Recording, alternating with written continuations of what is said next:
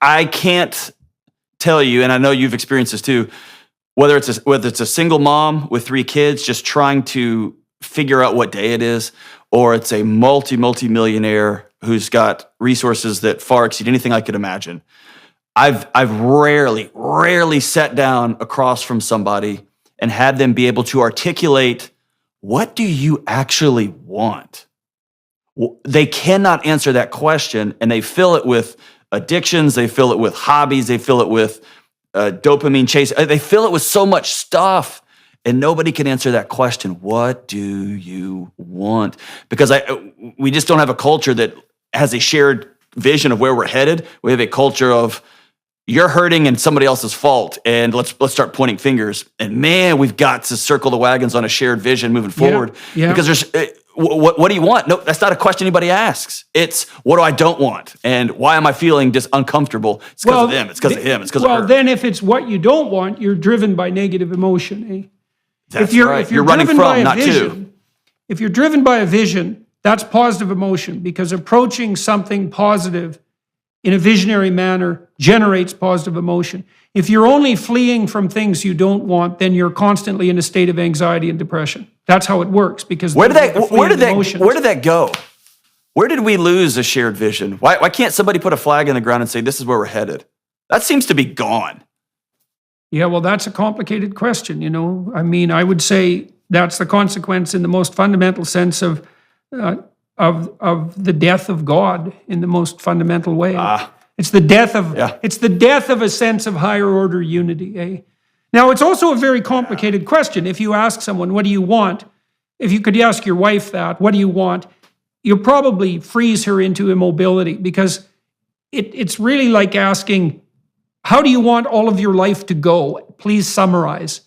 And one of the things that, well, it's a lot, you know. And one of the ways that you can deal with that, which you undoubtedly know as someone who's conversant with cognitive behavioral techniques, is you can ask people more micro questions too about what they want. So you might say, well, we did that on the dating front already, right? We talked about that. We talked about how you might think about how you want your meal times to go. We only talked about dinner time, but you could talk about breakfast and lunch as well.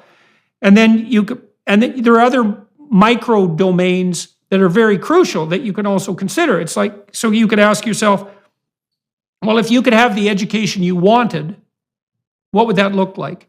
If you had the job or career track that would motivate you, just hypothetically, what might that look like? Sketch out a bad plan. If you had some friends, first, do you want some friends? And if so, how many? And if you had friends and the right number, how much time per week would you like to spend with them? And if you had some time outside of work and familial responsibilities, what might you like to do with your time that you would really like to do? And the thing about these questions is that they're real questions. You know, there's this gospel statement that if you knock, the door will open, and that if you ask, you will receive, and if you search, you'll find. If you seek, you'll find. And people who are faithless, in some sense, think about it as kind of a Hallmark greeting card approach to the world. It's just, well, you just ask for things and they appear. It's like, no, that isn't what any of that means. It means nothing that you want will manifest itself unless you aim for it. And you won't aim for it unless you know what it is, and you won't know what it is unless you ask yourself. And then you might say, well, why don't you ask yourself? And the answer is, well, maybe no one ever explained to you that you needed to, which is a crucial issue. And then maybe you don't also trust yourself. You know, because you might think, well, if I let myself know what I wanted, given my bloody track record, I would do everything I could to screw it up. So I'll just keep myself opaque to myself so that I don't fail at something that's truly important. And then I can always regale with myself with the idea that, well, I didn't succeed, but I didn't really try. Had I really tried, I might have succeeded. Whereas if you let yourself know what you want and then you try, you also set the preconditions for failure. So it's risky. That's right. But the alternative is, well, you don't know what you want.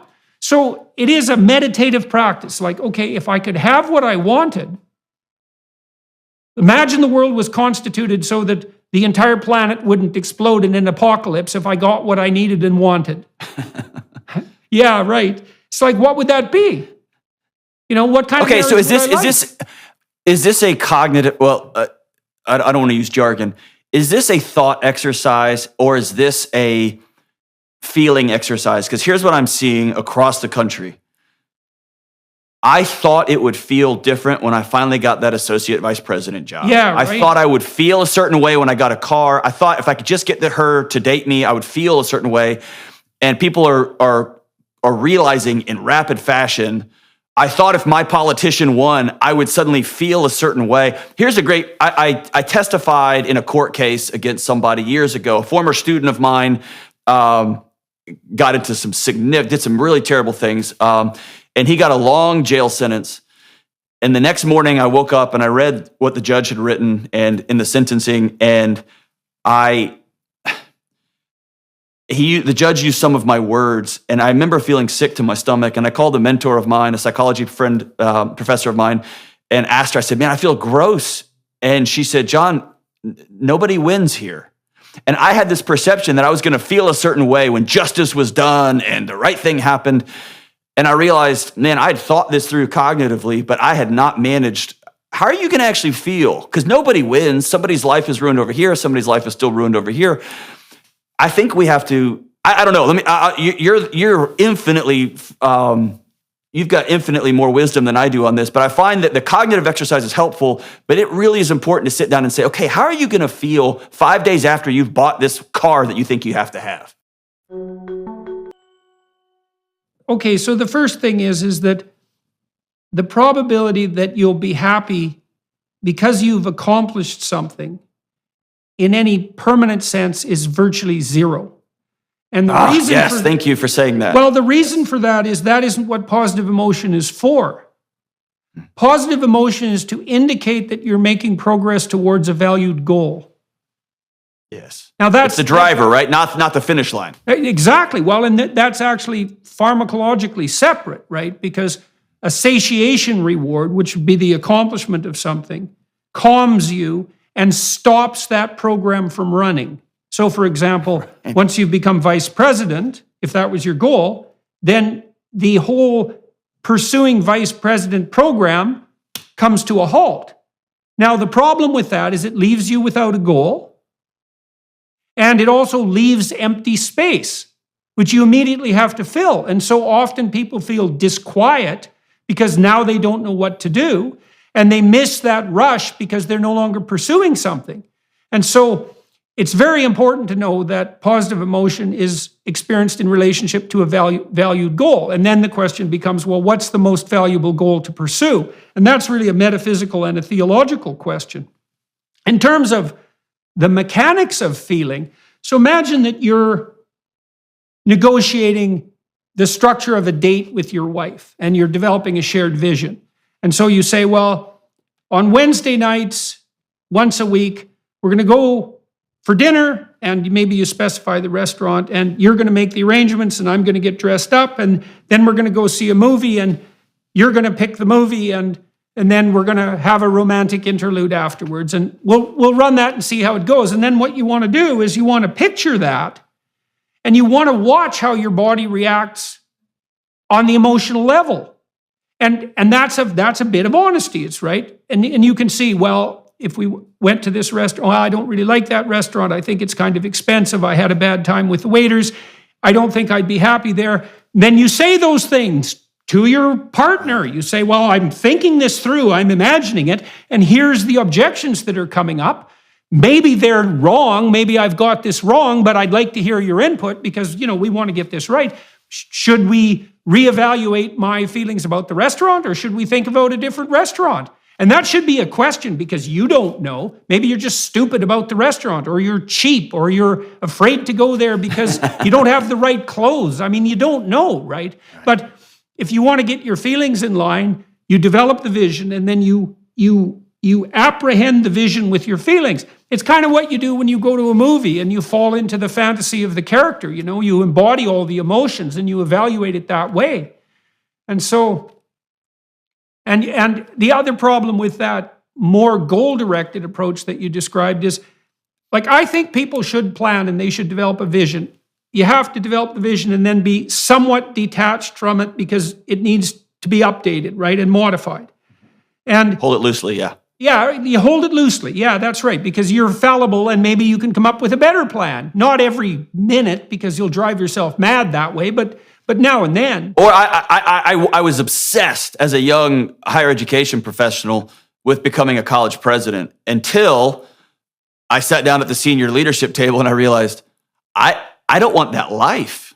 I don't want that life. I don't want 24/7, 365 and the politics. I don't want it, asking for money. I don't want that life. And I didn't have a backup plan. I didn't know what to do. I was like you nailed it. I was completely rudderless because I'd made the finish line the goal.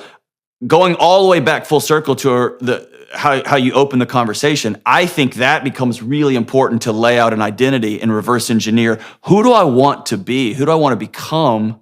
And the goals end up, it's like the old days when you went to grad school. A PhD was simply a high five on a journey of continued learning. I'm gonna continue going down this rabbit hole, and now it's become a destination. And people walk out and announce themselves as educated because I've crossed this finish line. Just because you get across you run a marathon or walk a marathon doesn't mean you're fit, right? Doesn't mean you're healthy. Well, we talked about the necessity of goals. And so there's higher order goals. And you need the higher order goals because they integrate you.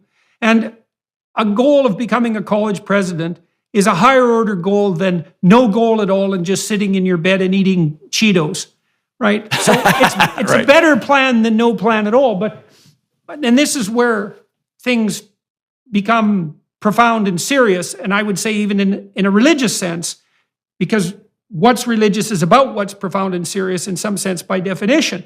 So you might say, well, who should I be? And you might think, well, I should be the college president. I should have this car. I should have this house. Those are all very particularized versions of yourself. And the problem with them is that they're concrete and final actualities and not processes. And so here's a good vision. That's a high order vision. And I think it's the vision that our whole culture is founded on. I should be the person who genuinely confronts the problems and challenges that confront me in my life. So that's an attitude of active and voluntary engagement, right?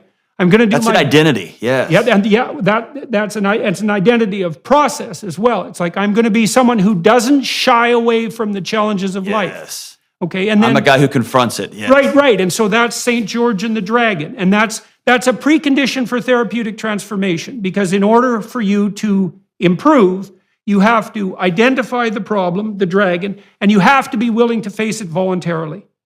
And so you say to yourself, I'm going to do what I can to develop the courage to confront the problems in my life voluntarily. That's who I want to be.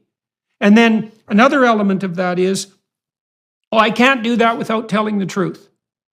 I have to be willing to see what's in front of me, and I have to be willing to admit to myself what I think and feel, and I have to be willing to communicate that. And so you could say, well, that makes your goal something like, to think about it archetypally, you talked about Jungian approaches earlier, is that makes you into a truth-telling hero. And then maybe underneath that, it's like, well, could I become college president? Could I be successful in my business? Could I be successful in my marriage? It's like, that's all well and good, and those are more concretized goals. But the highest order goal has to be something like an approach rather than a final state.